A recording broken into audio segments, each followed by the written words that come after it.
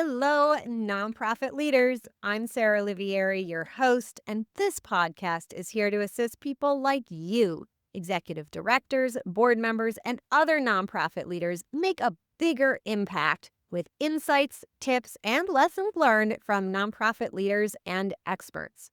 Having been an executive director, a board member, and now a consultant and coach, I truly understand the challenges you face. And that's why I'm here. I'm all about working smarter, not harder, so you can make a bigger impact without the burnout. And so is our sponsor, DonorBox. DonorBox isn't just a suite of helpful fundraising tools, it's a partner that helps you raise more money and supports you in retaining your donors. I love their forward-thinking approach. Visit donorbox.org to learn more. And don't forget to sign up for the Inspired Nonprofit Leadership newsletter, where you'll get bite-sized, actionable tips just for nonprofit leaders like you, delivered weekly to your inbox. Sign up at inspirednonprofitleadership.com/sign up. Okay, let's dive into today's episode. My guest for this episode is Armando Zumaya, who has been a fundraiser for over 40 years, working on billion-dollar campaigns at Cornell and UC Berkeley and serving in leadership roles across major gifts, annual funds, and development.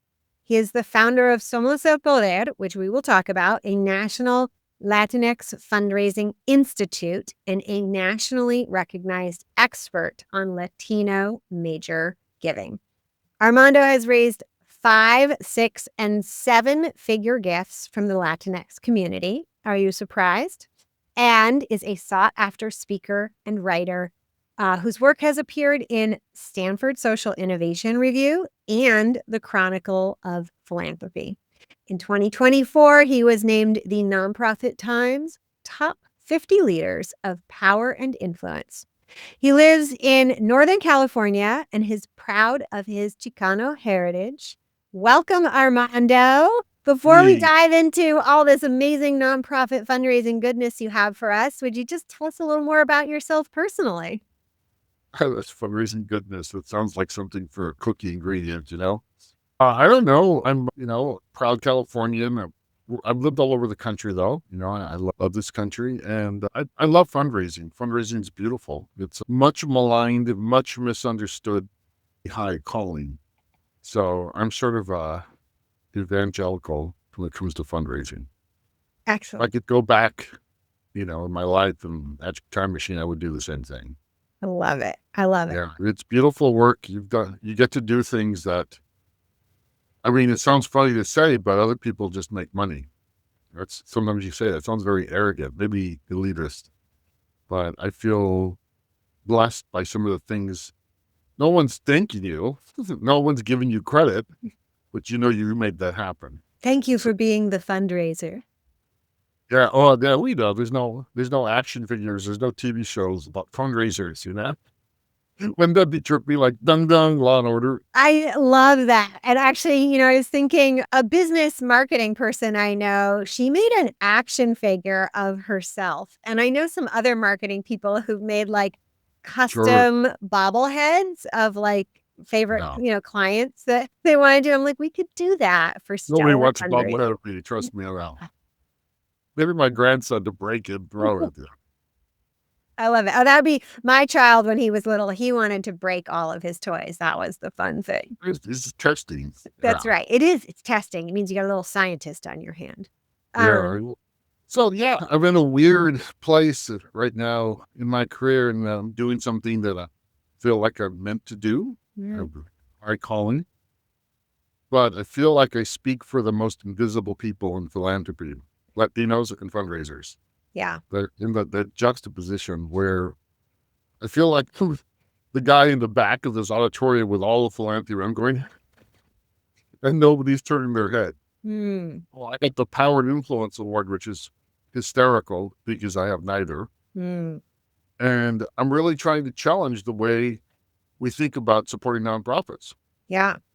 We get away from all that, fundraising, dirty, gross, I don't like it, yucky, unseemly, unethical, and leave that crap, for lack of a better word, to the side and realize it's about empowering communities, especially people of color, especially right now, and that giving nonprofits fish is nice, giving them more fish is nicer, teaching them the fish is the best.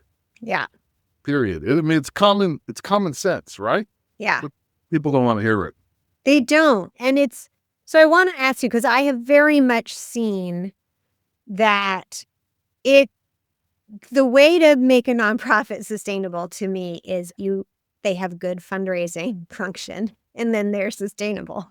But I have been I was in a virtual room with a very wealthy foundation leadership team, and they're brainstorming like, how can we help our nonprofits be more financially sustainable?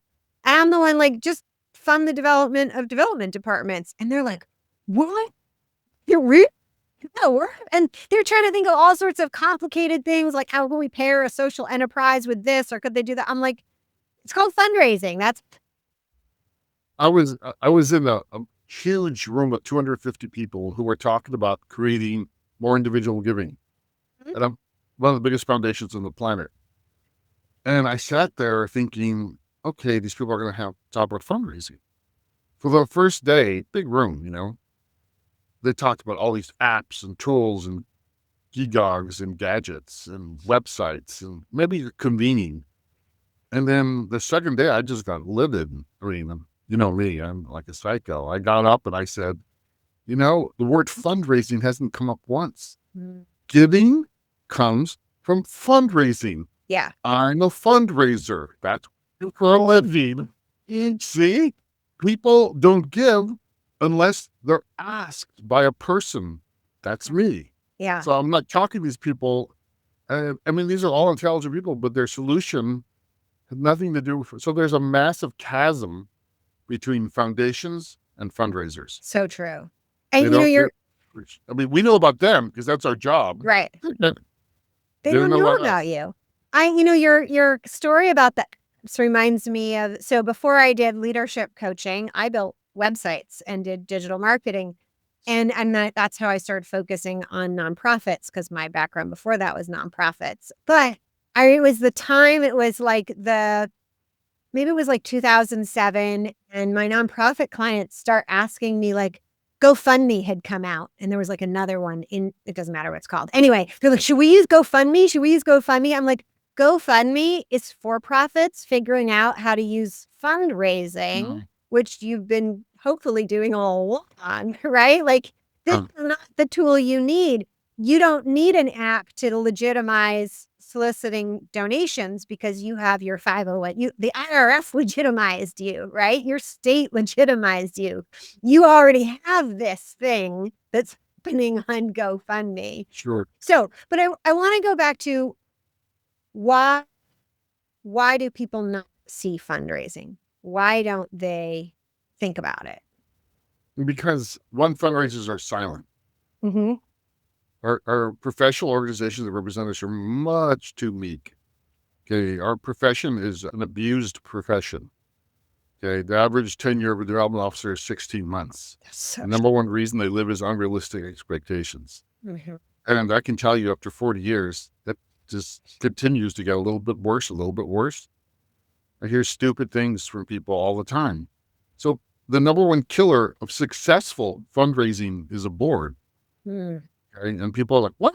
It's like, we would reward them. No, you won't. Because you don't know what good is. I've lost jobs when I've raised 300% more than the year before. Because that's good to me. they're like, we want 10 million. You only raised 3 million. We didn't have anything before. Yeah. 3 million's pretty good. But there's a lot of abuse of development officers, not to even talk about sexual harassment or racism or things like that. Yeah. But universities, hospitals, they generally better take care of their development officers.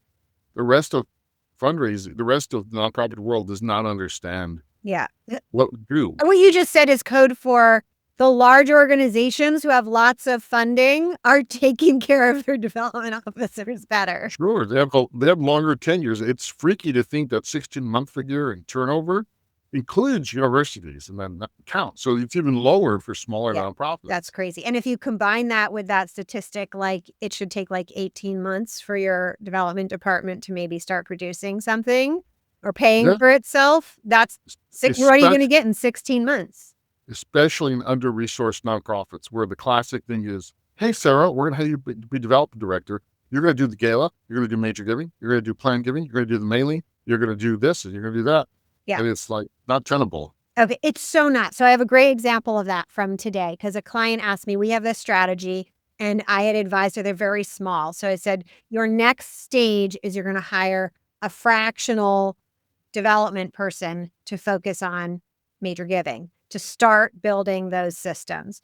And so we were reviewing that, and she brought up a list, like, what is my fractional fundraiser going to do? And there was like, bring back our event, major gifts, take on sponsorships. I was like, no. They're going to do major gifts, and they're going to start. And at first, they're not going to bring in much money, but then they'll start bringing in some money. But what I want you to tell your board is it's going to look like they're doing nothing.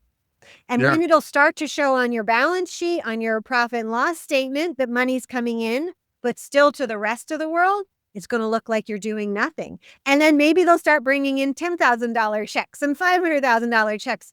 And to the rest of the world and to your larger community, it's still going to look like you're doing nothing. And she's like, why is that? I'm like, because these are individual meetings they're having. The rest of the world doesn't know the work they're putting in. So I'm wondering about your thoughts of that. It's like, what does the great fundraising work look like? Because I think part of the problem is great fundraising work is hard to see. It's hard to see. There's ways you can create transparency with a board. You can document the cycle of fundraising, the 5-step, into a chart with prospects, individual foundation. That's the way I do it. Yeah. What are the 5 steps? Identification, qualification, cultivation, solicitation, and stewardship. That's helped me most times, not always, help board understand, you just don't call Bill Gates and ask him for money. No. You got to do other things. Yeah. The second thing I've done through our institute, through Somos, is we have a major fundraising conference, Fundraising con Ganas. And we require a board member attend with the staff. Transformational. I've been telling people we need to do this for years at AFP, and people are like, what? My board member wouldn't come to this. So it. How do the board members respond? They love it. Yeah. First of all, we do it at a really nice location. We treat them, the food's fantastic. The music's great. Everything is posh. And then they go back and they infect the board. People, EDs are like giddy in love with what we're doing, because they're like, oh my God, my board is like getting knowledgeable. They're no longer coming up with harebrained ideas. Let's get the rubber ducks and put them in the stream. And that's how, and then the person went to conference, actually, that's transactional fundraising. We don't want to do that. We want to do relationship-based fundraising. So if you get Sarah doing that, that's going to take a huge amount of her time, and we're not. Oh, okay. You infect the board with fundraising knowledge, it's night and day. Yeah. Changes the organization eventually. Yeah. Some very quickly. Yeah. But it's the missing piece to stop this 16-month turnover is get boards that don't, I always tell people, development's the only profession we're judged by people who know nothing about our work. Yeah. It's like, imagine a surgeon was judged by a group of bus drivers. It's like, you don't know crap about this.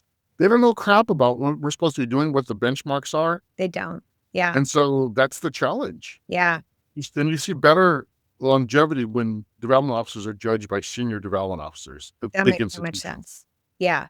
I love that you said that. And it's why I really don't like the phrase that boards are supposed to fundraise, because that quickly gets interpreted to boards are in charge of fundraising, which to me is, one, very unlikely that they are well educated. 2, fundraising is an integral part of running the organization. So let's not stick it out in some other half separate group. And 3, I think it really degrades the understanding that fundraising is like a knowledge, a skill. You can get certified in it. There's a lot to know and a lot to do. And it like trivializes it. So I'm on totally. a mission It, to like bash yeah. that language. The whole CFRE thing was supposed to make it so we're a respected profession. I mean, and this is controversial, but I don't think it succeeded. Mm. I don't think people say, "Oh, I understand it's a profession now." They don't. Mm-hmm. What we need is high levels of board education. That's what we need. So that's what I think we're going to have to do for the first time is really start to look at board education. I've seen a few community foundations require board fundraising education before they make a grant. Mm. Right? The board certifies. You have a certified board, and that changes organizations. I bet. But this is something a lot of people are too nervous to say, "Oh, let's do that." 'Cause, we don't want to upset these people. Yeah. But no, they're either there to succeed or not. Yeah. Yeah. So yeah, we're learning a lot of lessons at Somos, separate from being Latino, on how to change fundraising, philanthropic culture at nonprofits, small nonprofits. Yeah. Yeah. They're- I can imagine sometimes you kind of need to be in a kind of highly niche space to make the lessons that everybody needs to know more clear. I used to work with educating kids on the autism spectrum. And, we created a lot of interventions and systems for teaching them better. But what I was always so excited about is we're actually making this like special educators are like the best teachers for everybody. The Sure. methods you use in special education are methods we should be using with all kids. And the more we can make it easy to do, the more all kids will get better education. But I don't think we would have looked at it that closely if we weren't forced to be really intentional because we were working with kids who have to have those special techniques in order to learn well.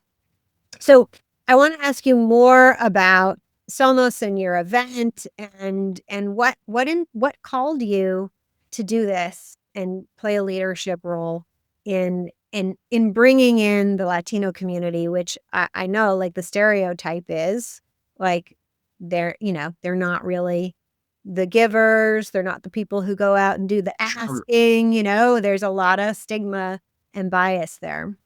Oh, really? Yeah. We in philanthropy and fundraising, we are ignored. Okay, we're like furniture, like your vacuum cleaner. That's how we're treated. We're there, but we're not.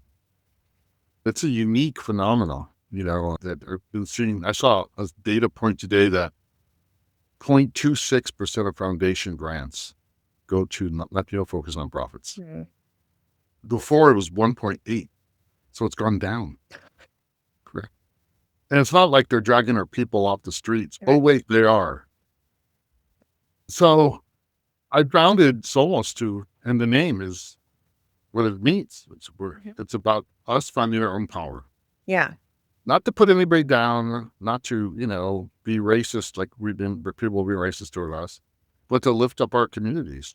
Yeah. To help ourselves, self-reliance, and to create a better country for everybody because the Latino community will be stronger, more vibrant, more successful, less poverty, less crime, less misogyny, all those fun things. And so I had the experience of successful fundraising in the Latino community, and other people, haven't.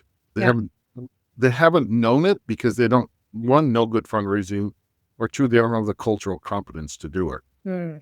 So I found a group of people like me. I say we've been over the mountain, which is we raised large gifts from Latinos. And when people say Latinos don't give, we're like, actually, that's not my experience.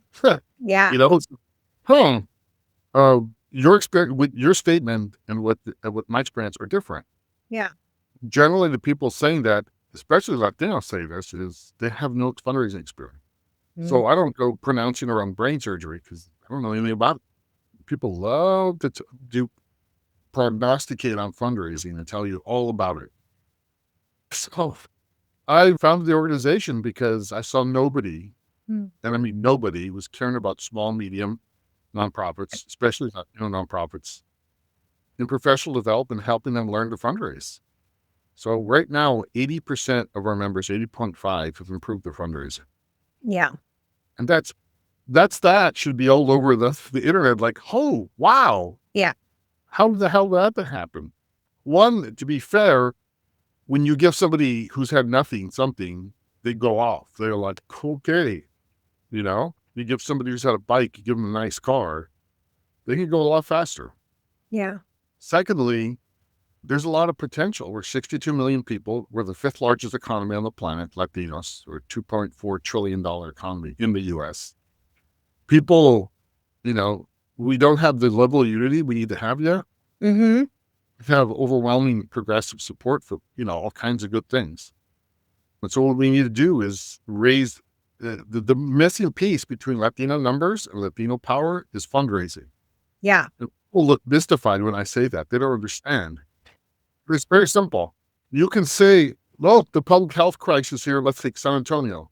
The public health crisis is terrible. We have all these diseases, illness, prenatal illnesses. So you can feel that, make speeches and write LinkedIn articles, or you can raise money and build a freaking clinic. Okay? And hire staff and endow it. That's fundraising. Yeah. People, the actualization of power. I love that. Power. So we're talking about helping a group of people who've been marginalized related to fundraising. What are some of the things you've done to boost them into the Ferrari, off the bicycle? Well, we do all sorts we teach about 14, 16 modalities of fundraising, major giving, prayer plan giving, all kinds of things. We have counseling per organization 2 hours a month. Mm-hmm. Everything we do also is counter to current training, which is expensive. Our membership's $100 a year for an organization. You must do some fundraising then. Well, yeah. Well, and some real good volunteers. I'd go to AFT conferences for years, and one, I'd be one of the few brown folks there. 2, I'd be one of the few small organizations there. I always asked myself, this is a room full of fundraisers. Maybe we could raise money and make it cheaper so more organizations could come. Crazy. But they have a business, there's a whole business around conferences. Sure, yeah. And I've been to Latino conferences where it's for the big organizations. All the small organizations get excluded. Just want to interject for a second. There is such a good business around conferences. I have many times suggested organizations who had some beloved gala that they don't want to get rid of. I'm like, why don't we just transition that into a conference? And you can educate your donor community and make money off of it and have it actually be transactional in a service type way. And take the that gala off killer, fundraising. right? The what? You're the gala killer? Tell us. Matalo is a term. It's a medical term, like kill it. Galas are parasitic. Yeah. Okay? Most galas, all I got to do to destroy someone's gala in their mind is to just say these 3 words. Count your staff time. Yeah. Okay? Count your staff time. Forwards. Yeah. And when you do, right? Probably don't look too good. It doesn't look good. So, nobody wants to count staff time because we don't want our boards to know how much we're being paid. I love crunching the numbers with people. Anybody listening, if you're like, will you help me crunch the numbers for that gala? I've done multi-million-dollar galas. Yeah. But they're the least effective, least relationship-based way of fundraising. They're by far the most popular. Yeah. So I'm wondering what your theory is. I think it's like they're so visible. When new nonprofits start, they look around, they're like, what are other people doing? And they can see things like that. They can't see individual giving. That makes sense. So they don't know that there's this other thing happening. Well, it's something where, I hate to say this, people like to dress up and have fun. Mm-hmm. Yeah. And to me, it's sort of like philanthropy light. Right? It's not really, I'm giving, but I really want to have fun. Yeah. Not really. I'm not really coming because I care about homeless children. I just want to wear this dress I bought this $2,000. And yeah. To me, it's not really deep philanthropy. It's not relationship based. Mm-hmm. But I do believe, it's the most visible, it's the most well-known type of, and people want glamour. They want excitement. Yeah. Yeah. So I lecture boards every week on how to kill their gala, how to do a small major gifts event that will raise you tons more and be free rather than hundreds of thousands of dollars for rubber chicken. And they're so stocked now. It's competitive. There's so many. Yeah. It's not effective. Yeah. I only advocate for them in big anniversaries or celebrations. Mm-hmm.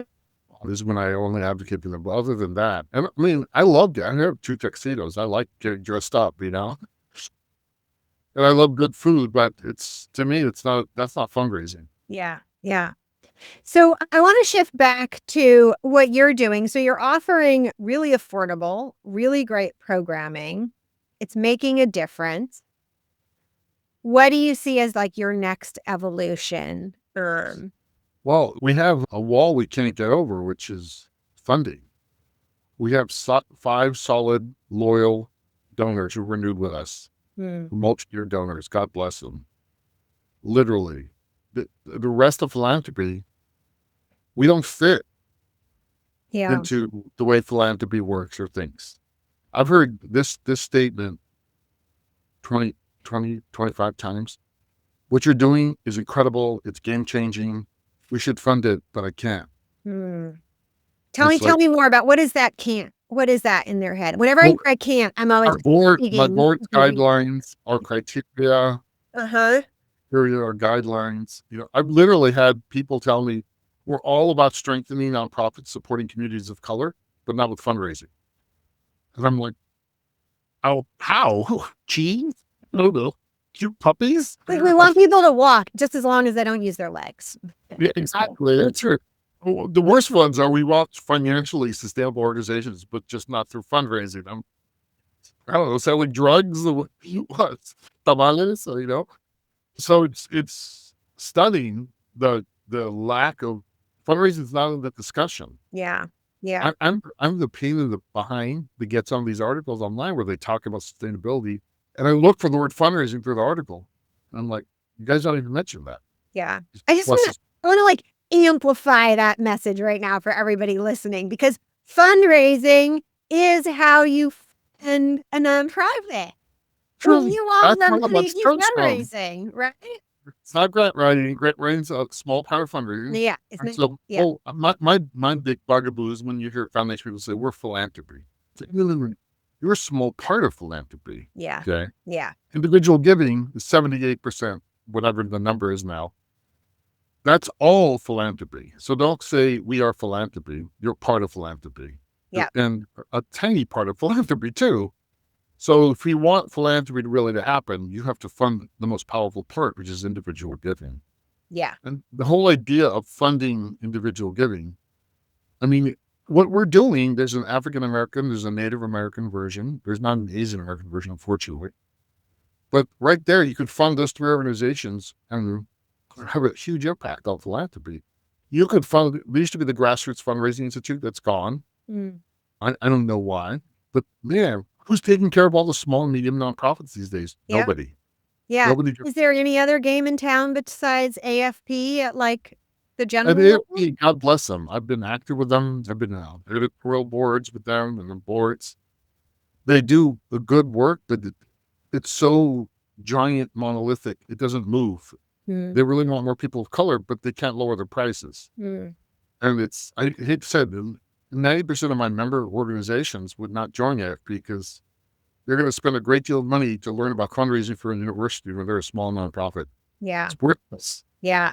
We'll talk about that for a second, because I feel like there's a lot of categorized information. But would you just high level for people, since you know both, like what are some of the things that like university level kind of giving that don't apply to smaller nonprofits? Or vice versa. Clarify that. What do you mean? What are the differences in the shops? Yeah, between it, so that people know when they're listening to this podcast or learning about fundraising, they can start to think like, oh, that's for those bigger institutions. That doesn't apply to. When I was at Cornell, we had 230 development staff, right? We had prospect researchers, we had stewardship officers, we had prospect management officers, we had planned givers, who were lawyers, right? We had external people like me who went out and started relationships. We had people who took care of the relationships. We had training officers who trained people. So that's a machine. Yeah. A machine produced like $20 million a month. Yeah. Right? That's a machine. Small development shops, maybe they'll have 2 or 3 people, right? They don't have prospect research. Pivotal error. If you don't have prospect research, you're not fundraising. Go back and listen to my episode with Pauline, who's a fantastic prospect researcher and gave a ton of goods on what that's all about. Yeah, no, so there's no bigger I think APRA would agree with this. There's no bigger loudmouth about prospect research than this old Mexican that made my career. And Yeah. so you can't do fundraising from Latinos without prospect research. So we hammer that into our membership. And some of our members have come back with millions in new revenue because they said, oh, we actually researched our donor base. We should be asking Sarah for a lot more money than we've been getting. No, rather than not, this is not rocket science, right? This is like, Sarah can give us 100,000. We're getting 1,000 from her. That's Okay. right. You really can't assume from a surface level who can and who can't. Well, so that's the missing piece for small shops. Mhm. The other one, a major piece, is specialization. So do you think a grant writer can do major giving? Different people, different personality, different skill set, right? And so, and the third one is time. If you're at Cornell or Harvard or Yale or Berkeley, they're going to say you can work on Sarah for years, all right? And work to engage her for years, right? And that's okay. No one's going to fire you. The board's not going to, want your head on a platter. But small nonprofits, you work on Sarah for years, you're gone. For 9 months, you're gone. Yeah. So time, focus, right, and prospect research are the pivotal differences. And so I try in our nonprofits to replicate those big things through consultants, through other methods, through education and small, medium nonprofits. And this is why we have an 80% number. Yeah. Because they're actually raising more money because they're asking for the first time. Secondly, they're not just doing grants. They're like, hey, let's do this. Let's do research people. Is there an order you like to recommend people start with? Because obviously they can't do everything all at once from day one, though. We tailor it Okay. to each organization. Each organization is different. And some are highly functional and they need a little bit of guidance, right? These are the ones that piss me off because then they go raise money. They don't tell us they succeeded. We have to go, hey, Sarah, did you succeed? Oh, yeah, we raised a lot. Why don't you freaking tell us, man? This is what we live for, And the other third needs a lot of hand-holding. And they need classes and they need institutional change and their board needs to be dragged to a meeting with us. And then we need to educate them. Then we need to get the second part of the board that didn't show up. And it takes quite a while, 6 months to a year to get them moving. And then they start raising money. Yeah. The last third of our membership, it's hard to tell. Some of them are raising more money. Some of them don't show up. So it's still pretty good. Yeah. Yeah.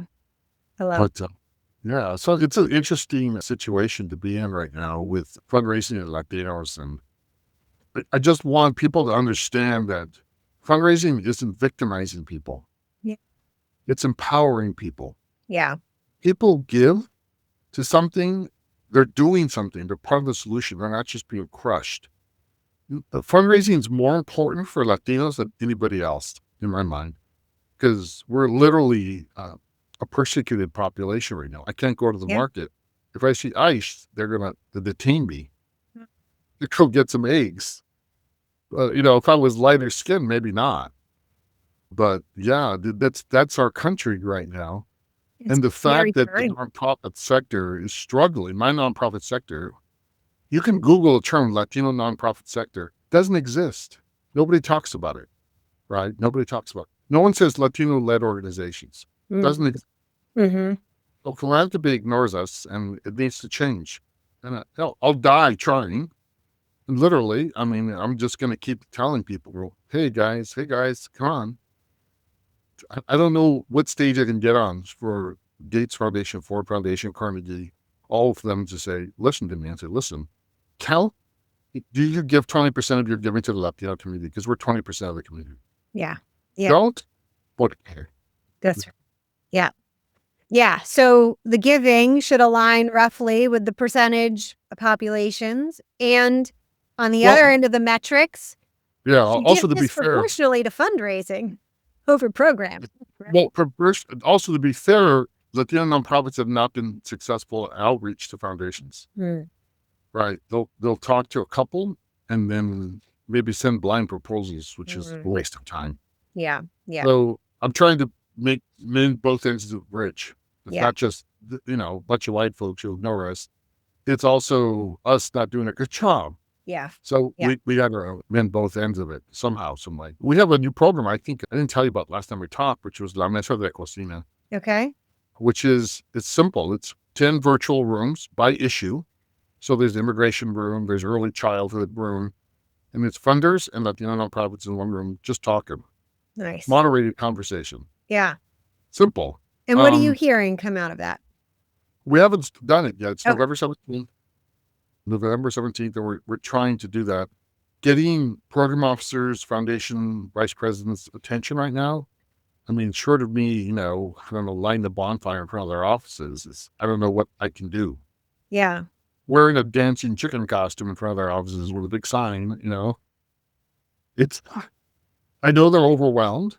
Right. I know they don't want more grantees. Right. But what's going on in the world and the historic disparity with Latinos and foundations screams for attention. Yeah. Yeah. Right. It's like we're almost, I don't want to say Holocaust, but I'm going to say it. Like we're going that direction with our Sure. Latino. I actually had my son is half Latino, so he looks a bit Latino. And I actually had the thought, he's only 12. And I was like, should I get him an ID? Like, cause he doesn't have he's 12. He doesn't have like a state ID. He doesn't even have a school ID. He goes to a little private school. I was like, maybe he should have an ID. No, he could go walk the street and be pulled over. Yeah. Yeah. Absolutely. It's a crazy, and it's permissible because we're Latinos, right? It's permissible to hit that boat in Venezuela with a missile because they're just Latinos. We're not people. We're not human beings. Yeah. And this is what philanthropy has to respond to. Or don't be, if you don't want to stick to your principles and you want to skulk away, 55% of our members have lost giving because of racial justice. Mm-hmm. Or retreat from racial justice. Then go sell, something, or stocks, go do something else. Because for me, philanthropy is principles. Yeah. Right? That's what you're doing, is you're funding things. Putting your money where your mouth is. I mean, not to knock them, and I'll get in trouble for saying this, but too many foundation persons listen to lawyers and listen to accountants. Yeah. It's not about protecting your assets. It's about protecting your country. Yeah. Yeah. All right. So that even if you go out of business, even if you're put in jail, because you're doing the right thing, if you're doing something moral, ethical, God bless you, Like my nonprofits are being investigated by Congress. They're being attacked. Yeah. Members. No other nonprofit groups can say that. No other sector. Right? But and there are some great foundations who are running to our aid. God bless them. But the large majority right now, I just do this. Yeah. Put your head down or you're scared. I know I think about all the time, like how much am I going to stand up for my principles? How loud am I going to get? And how much do I have to be mindful of my own child? Right. Yeah. And that's it's a balance. It's not a balance. It's just like a constant thought to navigate. But I think history has taught us you have to stand up for your principles. Well, or your family will be crushed too. As a Chicano, I want my father and mother and my grandfather in heaven to see me and be proud of me. Yeah. I want, long after I'm gone, I want my grandson to speak my name with pride. Right.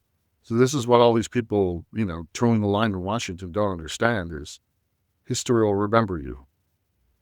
And you can't fix that. So yeah. I would rather go down doing something right. And, that's right. I told you my origination story of the Institute. I almost died a couple of times. And so, I don't know, you lose fear of that. You lose more fear of cowardice and disgrace. That's more important to me than anything is to do the right thing right now, as best as I can. But anyway.